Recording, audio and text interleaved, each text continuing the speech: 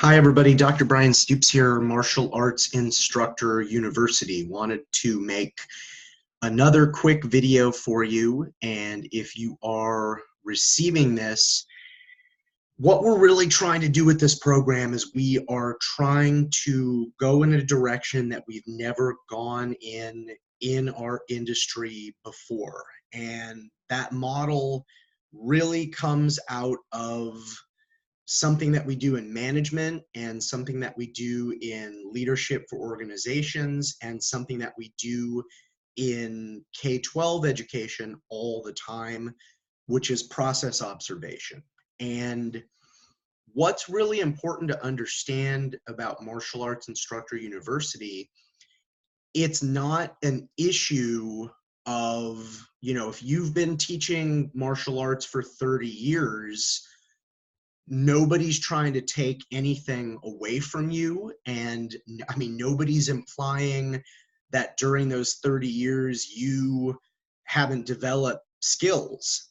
What it's about is coming together as a group of like-minded people and harnessing the power of process observation. Now, I don't care what industry you're in, and I don't care how long you've been in that industry, and I don't care about your relative level of training or education. So, I think I've shared with you in my materials, I have over 15 years of professional experience in K-12, both as a teacher and an administrator. I have a master's degree and a doctorate in education. I am happy to say, even somebody who maybe doesn't have a doctorate performing process observation on me in any professional context, they're going to pick up things that I simply can't see. That is what process observation is. You have somebody there who is recording actual observables, so direct quotes, things that happened, looking at the clock and taking note of maybe how many seconds went by or how many minutes went by for something. You have things that are observable on one side. On the other side, you have nothing those are nothing more than observables with no kind of questions or judgments or takeaways. It's just what was there when that person was doing that. Then you have the actual analysis. You have inferences, you have questions, you have concerns. And I'm going to say this again, it doesn't matter who you are. It doesn't matter how long you've been teaching. It doesn't matter what style you teach. It doesn't matter if you are the head of a system or you're the head instructor, the grandmaster of a system. If somebody performs process observation for you, you're gonna hear about things that you were unaware of before that process observation got performed. So that's what it's about. It's really hard to hear that as a martial artist, and particularly if you've been teaching for any length of time, or if you are a senior person within your organization. It's like, well, what do you mean there are things that I couldn't see? It's not about any kind of lack of awareness. It's about, again, having somebody do that, having somebody perform process observation on your practice, and then you purposefully not putting on a dog and pony show, you doing what you do normally, 99 times out of 100, you're going to hear about things that you never even knew that you were doing. And I will just say this straight out the gate, like, that's hard.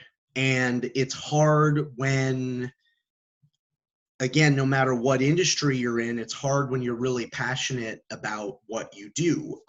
But you already have the strength to not only embrace the feedback, but we're also going to talk about that within the program, because I mean, everybody kind of cycles through great days, meh days, and not so great days. So there's real specific ways to actually deal with the feedback based on where you're at in sort of the natural human cycle of having a good day versus the, not having such a great day. So that is at its heart, that is what we are building when it comes to Martial Arts Instructor University. And then imagine working using technology with like-minded people who are comfortable with that process, and everybody in the group is developing and learning and benefiting at the same time. So that's what we're all about. So again, if you've been on the fence about making application to the program, I would highly encourage you to do so. There's no obligation. If you are offered a spot in the program based on that application, you are under no obligation to actually accept that, unless it's gonna work for you and benefit you. And there you go. So that's really what we're trying to do with Martial Arts Instructor University. Find like-minded people and get together as a community using technology to, again, no matter how good you are, and lots of the people that I interact with are already really excellent instructors, no matter how good you are, to raise that relative level of instruction.